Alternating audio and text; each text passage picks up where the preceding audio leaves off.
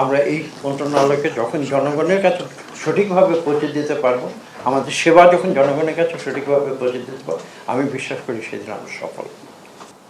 বিভিন্ন মন্ত্রণালয় বিভিন্ন কাজ করে, কিন্তু সরকারের যে মূল যে উদ্দেশ্য জনগণের সেবা করা, সেই জনগণের সেবা করার জন্য কিন্তু বাংলাদেশের 40টি বা 50টি যে মন্ত্রণালয় রয়েছে তার মধ্যে এই একটি মন্ত্রণালয় কিন্তু অগ্রগণ্য, এবং এটি কিন্তু জনগণের সঙ্গে সরাসরি কাজ করে থাকে প্রতিদিন, বছরে 365 দিন। কেননা স্থানীয় সরকার যে গণতান্ত্রিক যে ব্যবস্থা, তার মধ্যে স্থানীয় সরকার হচ্ছে একটি গুরুত্বপূর্ণ অঙ্গ, এবং সেই অঙ্গটি যদি সঠিক থাকে তাহলে কিন্তু পুরো দেহটি সঠিক থাকে। অর্থাৎ আমি বিশ্বাস করি যে বাংলাদেশের 50টি মন্ত্রণালয়ের মধ্যে স্থানীয় সরকার মন্ত্রণালয় যদি সঠিকভাবে কাজ করে, জনগণের সঙ্গে যে সেবা, সেই সেবা যদি সঠিকভাবে দেয়, তাহলে কিন্তু পুরো বাংলাদেশ ঠিক থাকবে, পুরো সরকার ঠিক থাকবে।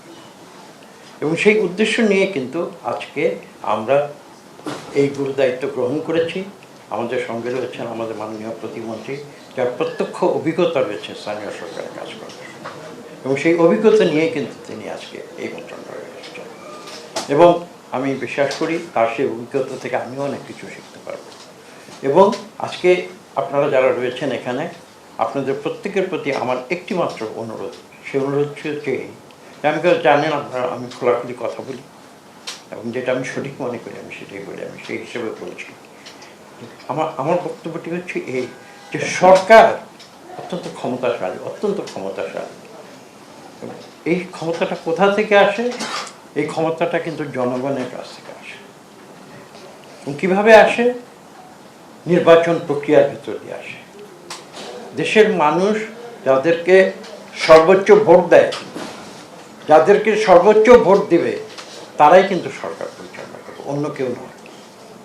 এবং আমি মাননীয় প্রধানমন্ত্রীকে কিন্তু এই কথাও বলেছি যে আপনার যে শক্তি, আপনার শক্তি এই কারণে যে বাংলাদেশের কোটি কোটি মানুষ কিন্তু আপনাকে ভোট দিয়ে আপনাকে সেই শক্তি দিয়েছে, এবং সেই শক্তির বলে বলিয়ান হয়ে কিন্তু আজকে আপনি বাংলাদেশকে নতুন করে গড়ে তুলেছেন।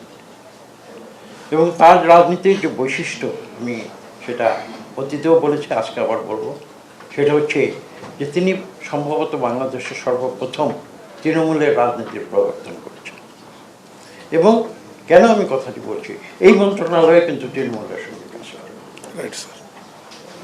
এবং তার সেই আদর্শ, তার যে কর্মপদ্ধতি, সেটাকে অনুসরণ করে আমরা এই মন্ত্রণালয়কে যখন জনগণের কাছে সঠিকভাবে পৌঁছে দিতে পারবো, আমাদের সেবা যখন জনগণের কাছে সঠিকভাবে পৌঁছে দিতে পারবো, আমি বিশ্বাস করি সেদিন আমরা সফল।